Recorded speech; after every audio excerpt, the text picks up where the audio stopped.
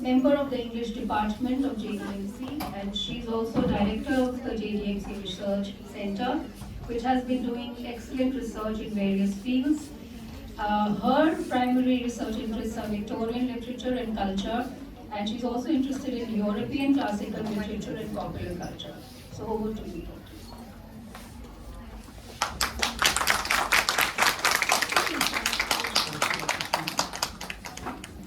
India's association with mysticism has been acknowledged globally for centuries.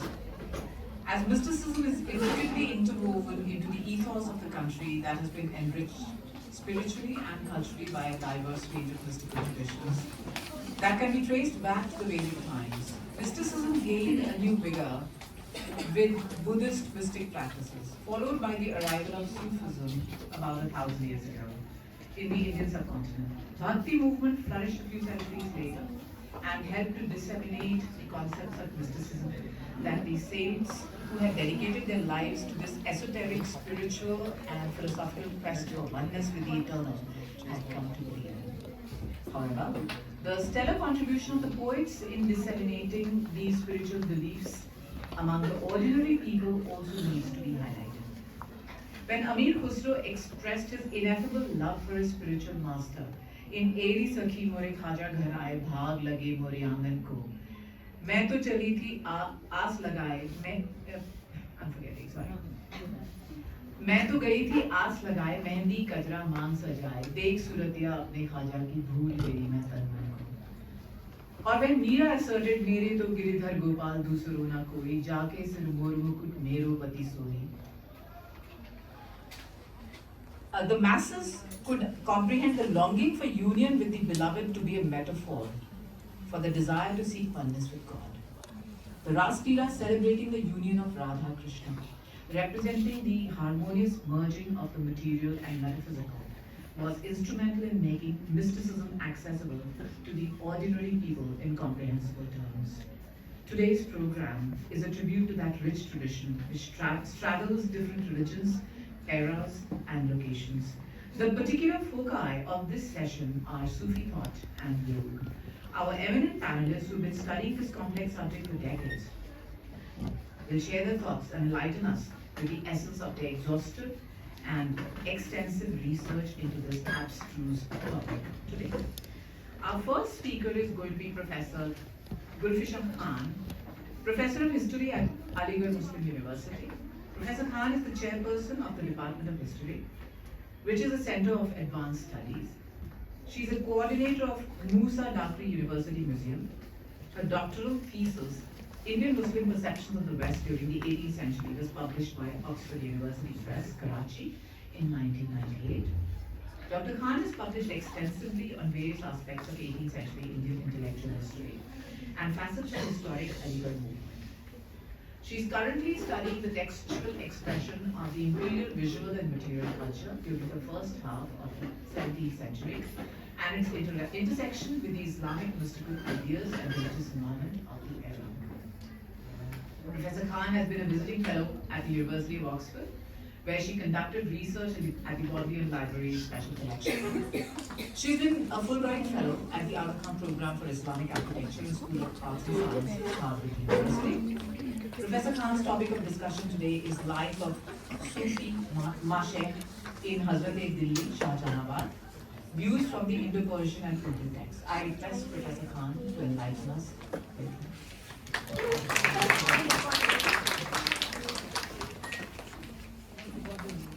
Very generous introduction.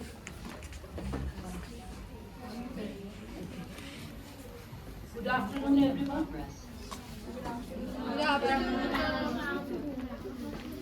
Well, my today's talk is based upon my mainly two papers, which I have already sent to the organizers. And students or teachers are free to ask any question related to these two papers. And so I'm going to put few points of view which I presented here. Can I go there? Yes.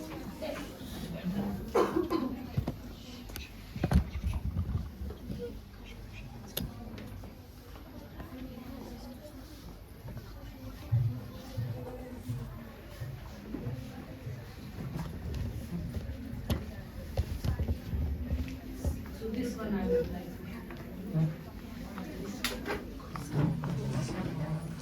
So this is a particular passage which I got translated from an Indo-Persian text known as Kalimatu-Sadiq. How much time do I have? We had approximately 25 minutes. So this is a passage from a dictionary of Sufis. The title of the dictionary is Kalimatu-Sadiq. So what this dictionary is about, it is a Sufi biographical account. As all of us know that in the Sufism there was a tradition of writing historical text, tarikh, writing biographical text or autobiographies known as Tazkara, and also compilation of the sayings of Sufis known as Malfuzat. So these are the three important genres of Sufism. One are Tazkara, another is historiography, and the third one is Malfuzat. So the two texts which I chose, out of which I chose to present some of the passages, are actually Tazkara. Because among the Sufis, first of all I should talk about the term Sufis. Actually, there is no term like Sufis. Or there is no term like saint also. There is no translation of Sufism for saint, because saint means, if we take in the Western sense, that a person who is a celibate and is not having a proper married life or married life. On the other hand, the Sufis or the sheikhs which we are talking about, they were people like us. What made them different from many of us was their devotion to God actually. And the term used for them is not at all Sufi in the text, Indo-Persian text or Urdu text or the biographies or the histories. The term is sheikh. So they are sheikh, or the plural could be masha'ikh, which simply means elder. So they are the elders of the society who are concerned about multiple aspects of society, whether it is concerning status of women in society, whether it is education of female, whether male-female relationships, or education of a child, or birth of a child, or marriage or married relation, or divorce, or question of inheritance. Because in Islamic law, there is no division between public sphere and personal sphere, so they were concerned with any aspect we can imagine. So the Sufis are normal people like us, but then within Sufism, there are many other branches, like Rasul Shahis and others.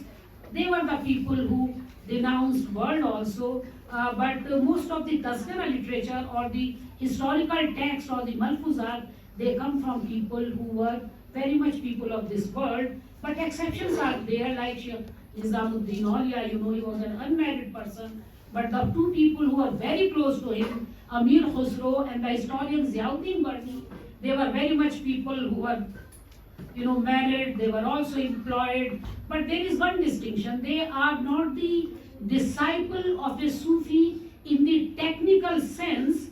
They are just murshid, they are just disciples. They are not murid, but they are not successors. They cannot be khalifas. Neither Amir Khusro was a khalifa nor Ziauddin Barni was a khalifa. They can be just murid. So that distinction is there.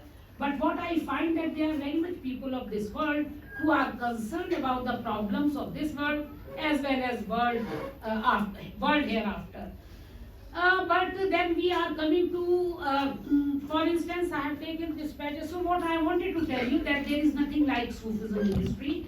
They are sheikh or masha'ikh, elders of the society, who are distinguished due to their writings, due to their approach, due to their overall intention, or their attitude towards things which they thought differently, expressed in their Malfuzat, or expressed in their historical writings, or expressed in the form of the Tazkara, biography or autobiography.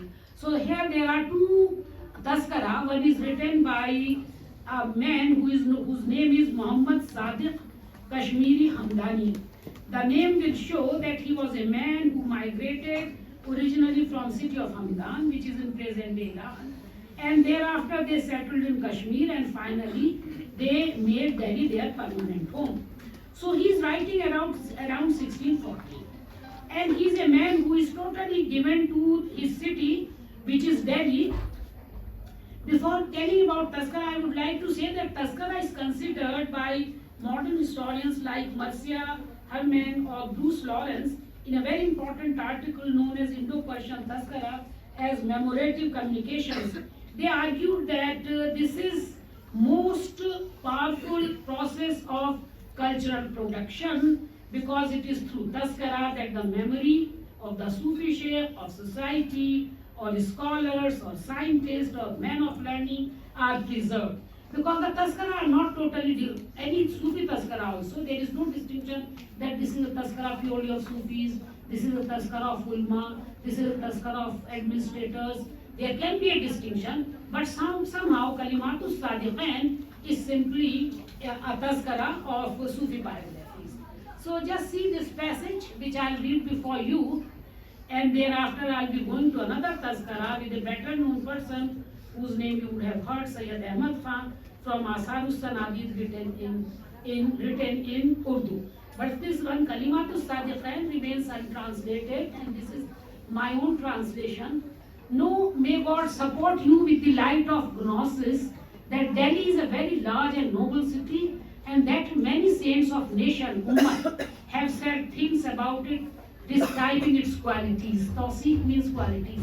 Like 1 in 1,000, and very few out of multitude recognize its greatness. That is Delhi.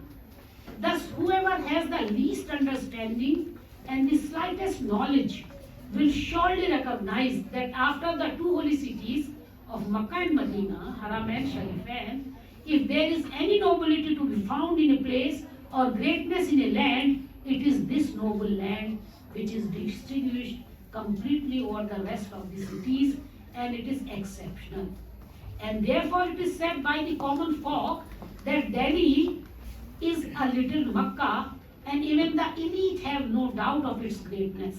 Everyone asserts its exaltedness, whether due to the fact that the great ones of the religion, the learned ulma among the people of certainty, the great sheikhs, that is Sufis, no word like Sufi, the reputable wise men, the powerful rulers, and the exalted nobles have filled this city and have been buried here, or due to its fine buildings, delightful gardens, and pleasant localities, it is capital of India, Darul Khilafah, Hindustan. Further, Delhi had also been the seat of many of powerful kings. The city had been a favorite abode of many of the chosen ones of God and near ones of kings, and therefore each of its localities is full of divine blessings. It has such sacred monuments as the Qadamgah of His Holiness, the refuge of the Prophet Muhammad, peace be upon him, or Shamsi, Masjid-e-Idgah, Masjid-e-Khwaja Muinuddin, and Khanqah of Hazrat Sufi-masha'ikh, king of mystics, and the city of Firozabad are some of the most blessed of the famous sites of city.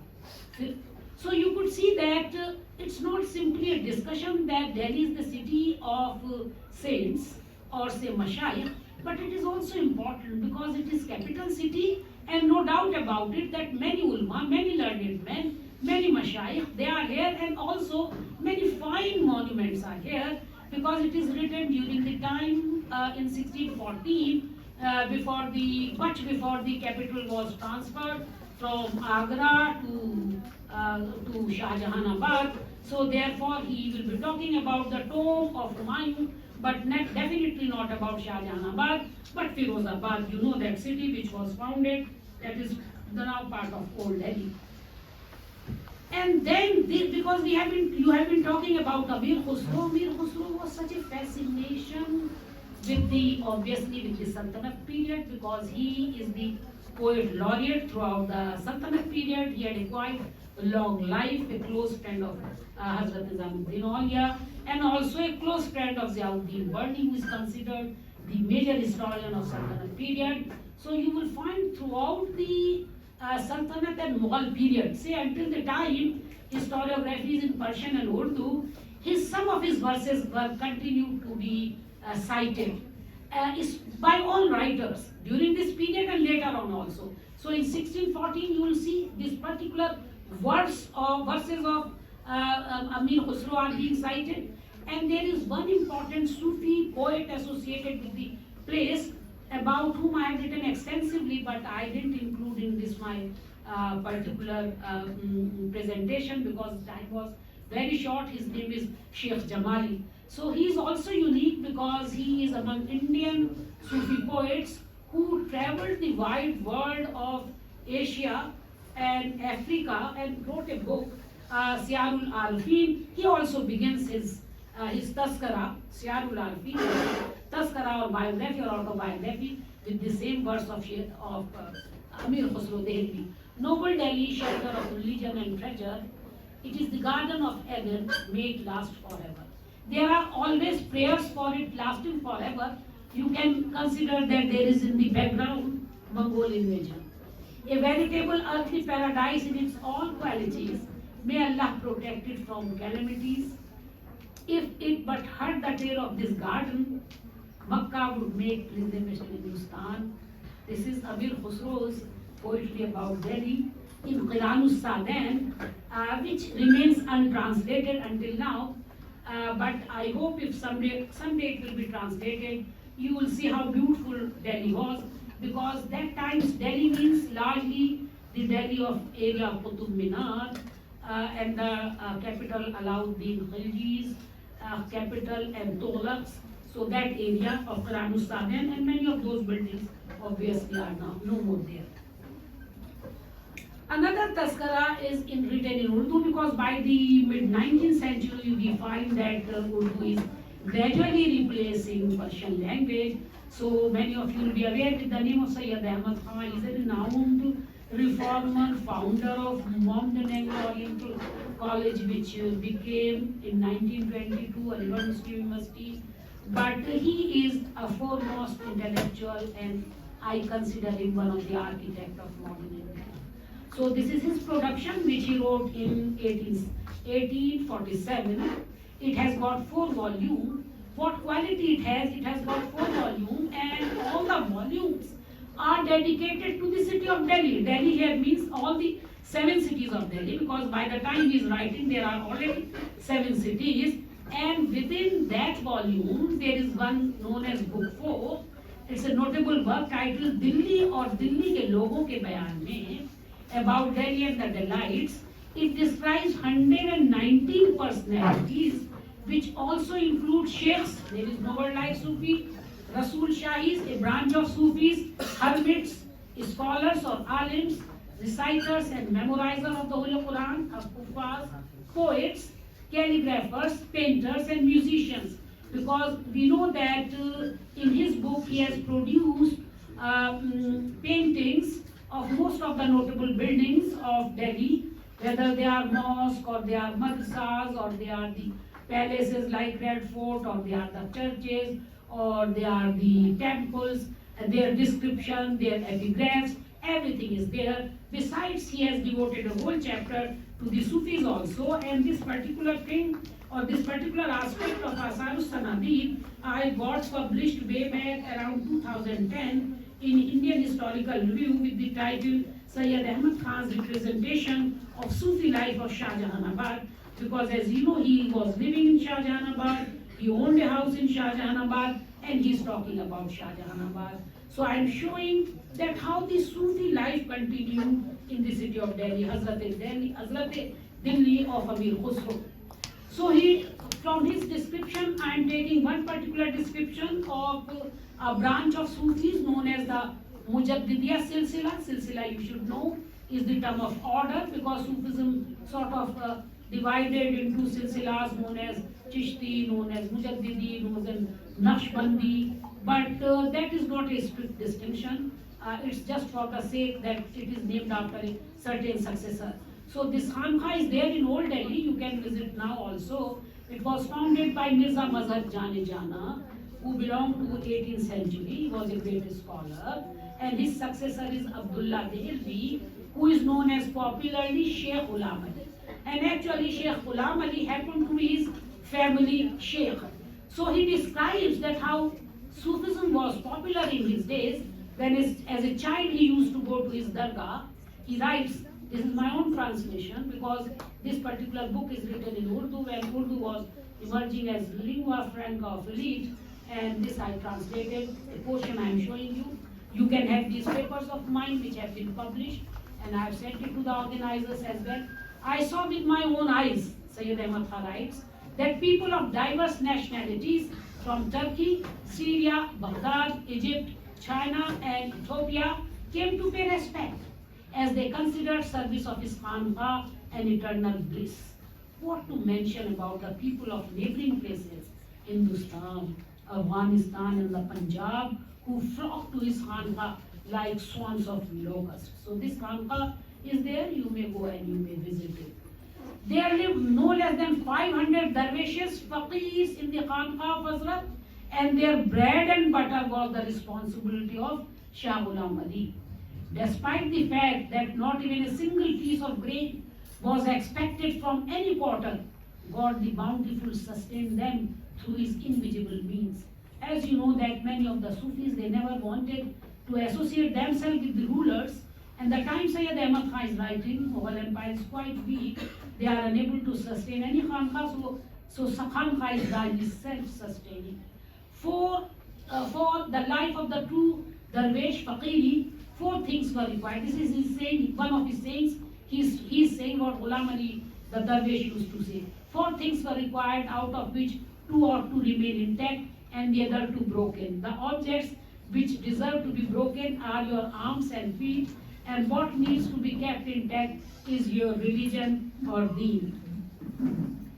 And now he describes his personality, because the Sufis or the sheikhs, they were not simply given to otherworldly life, they were teachers also. As a teacher of traditional Islamic subjects, he was entitled to be the last of the traditionalists. Muhaddis is the study of sayings of Prophet. An exegete, Mufassirin, and as an expounder of rational subjects, ulum aqli, because in Islamic learning, the learning is divided into ulum aqli and naqli. He should be designated as the chief sarmad of the philosophers. Philosophy, I should tell you, is very much part of tasawwuf. Actual term for Sufism is tasawwuf. He was endowed with natural aptitude for learning the esoteric ilm-e-batin and the exoteric ilm-e-zahir, both. Now I am going back to 2 episodes from a number of Tazkaras, and these particular lines have been translated by Bruce Lawrence in their recent book, which you will find titled in my article. So this is how the Sufis took death. The martyrs of dagger of Taslim surrender to Allah's will, each moment get a new life from the unseen world. Those slain by submission's dagger, each moment find new life from beyond. Ahmad-e-Jam was a very famous Sufi of 12th century, and these are his poetic lines from his verses. As I have been saying that these are learned people, and it's elite Sufism is different from popular Sufism, and the most of them are poets also. So there is something known as Sama, as we all know, that is the sort of poetical or musical gatherings among the Sufis. So in that particular musical gathering, this particular verse was recited or was read, in which many Sufis, including Khwaja Bakhtiyar Kaki, you must know because his dargah is there, and he is a disciple of Khwaja Muinuddin Chishti, who is the first Sufi Chishti who is there, in whose tomb or dargah is there in Ajmer Sharif. So that was going on in Delhi, in the area, I hope, around Qutub complex. This line so moved Khwaja that he was rushed home in a state of trance. For 4 days and 4 nights he remained in ecstasy, alam-e-tahajjud. Regaining consciousness, the Khwaja desired the verse to be repeated each time he regained consciousness, which always occurred at the time of obligatory prayers. He then lapsed back into an ecstatic state. On the 5th night, 14th Rabiul Awwal, 6:33 AH, 27th November 1235 AD equivalent, he departed to his heavenly abode. He lies buried in Mehrauli near the Qutub Minar, a suburb of present-day Delhi. So this episode, because in Sufism, not only this worldly life, but the event of death is very important. And the Urs, which is annual anniversary held at Sufi stone, I think which a tradition which grew up later on, is celebration of Sufi meeting the ultimate. So this is the death episode which is cited widely in most of the Tazkara by Sufis concerning the death episode of Khwaja Bakhtiyar Khan.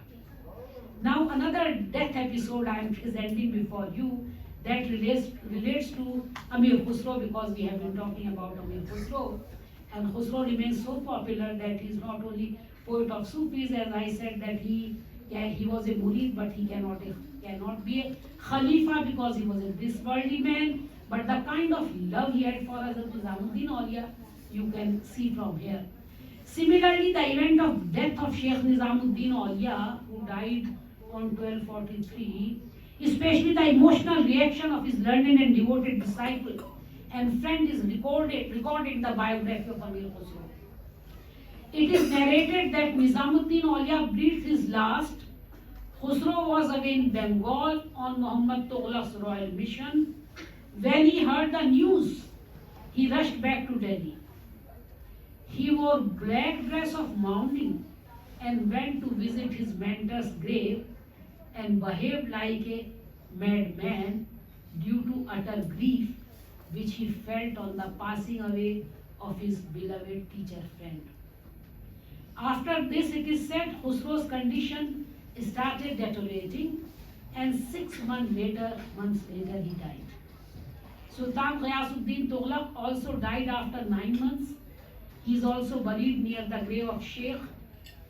This incident is remembered as the highest point in Khusro's relationship with Nizamuddin Auliya. But the popular verse which we love to sing, because you were citing a particular verse, and even I love Khusro's ghazals because my father used to listen, so I also listen, but those ghazals do not belong to Amir Khusro. Amir Khusro was a legend, and people started composing verses to gain popularity. I love this particular verse which you'll be knowing, but I can translate Persian, but my poetry is very weakness that I forget how to tell you. The beloved sleep on her couch with her face covered with her curled lock. O Khusro, return to your own home, for the entire world is covered by night, is not mentioned. What is that? गोरी sorry से पर डारे case चल खुसरो घर आओ सांझ भई सोच. But that is not of this. Sorry. Should I continue more? We would love to. Oh my goodness, okay. So before that, so I think if the students will ask me more questions, then I would love to have more questions. But I can have some discussion on some of these pictures. But you know, a whole transformation has taken place since the time these two particular Tazkaras I have been discussing with you, Kalimatus Sadiqan, the Sufi dictionary, and other is Asarus Sanadid. So Asarus Sanadid has been translated partially by some scholars like Arunath, but I must say that they are not true and faithful translations, and they cannot be, and especially this particular portion related to the Sufi personalities has not been translated. But I will end up by giving my own impression of what is happening to Sufi life in the mid-19th century. Because despite the fact that it is believed that Sufis had no direct relationship with the state, they did have. This is a misnomer, because nobody in any society can survive without some sort of financial assistance from any agency, be a state or a noble. So all the time, most of them were being financially supported. But what is happening in the mid-19th century, when this popular book Asarus Sanadid is written in Urdu, By 1803, Delhi goes under the British rule. We know that after the defeat of Marathas and Mughals in 1803, along with the defeat of the Indian powers, what is happening that most of the jagirs or the land grants or the particular sort of help which was given to the Khankhas was also known as Madad-e-Maash. So their Madad-e-Maash were largely being resumed immediately after 1803.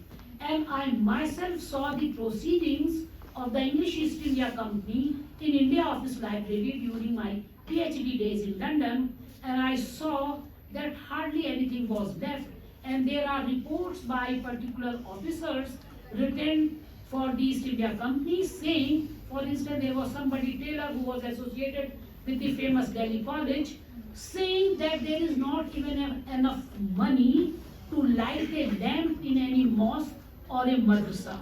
So now gradually we are finding decline in their life. So what Sayyid Ahmad Khan is describing, he gives a number of Sufis of his time, because there was Sufism in his own family also, in his maternal side, in his paternal side. His own father was also a Sufi, and he is also under heavy influences of Sufism.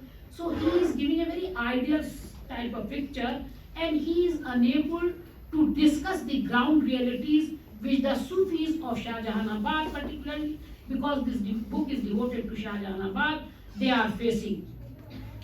So I'm just presenting my own few conclusions of Sayyid Ahmad Khan's description of Sufi life of Shahjahanabad, which you can discuss with me if you find it interesting or if you feel you agree or disagree.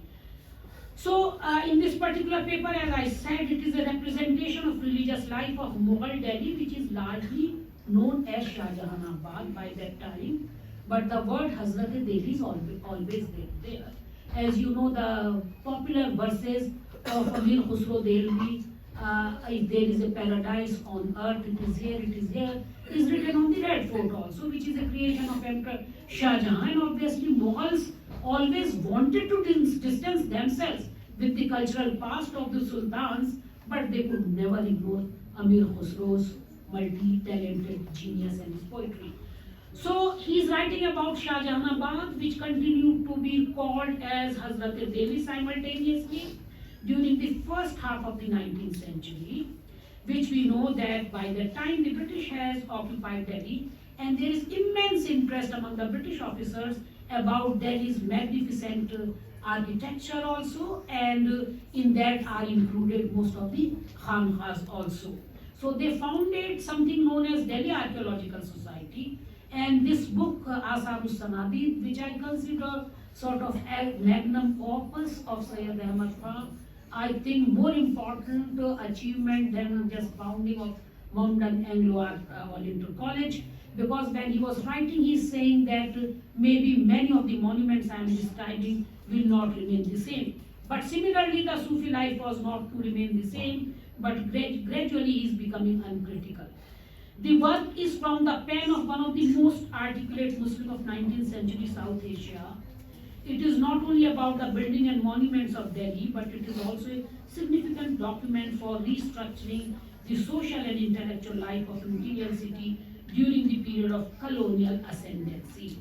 Because Delhi was experiencing very hard and harsh kind of colonial rule in the beginning, and that goes in the background of revolt of 1857, an immense role of the Sufis and ulama of Delhi in overthrow in an unsuccessful revolt of rebellion, which we all know.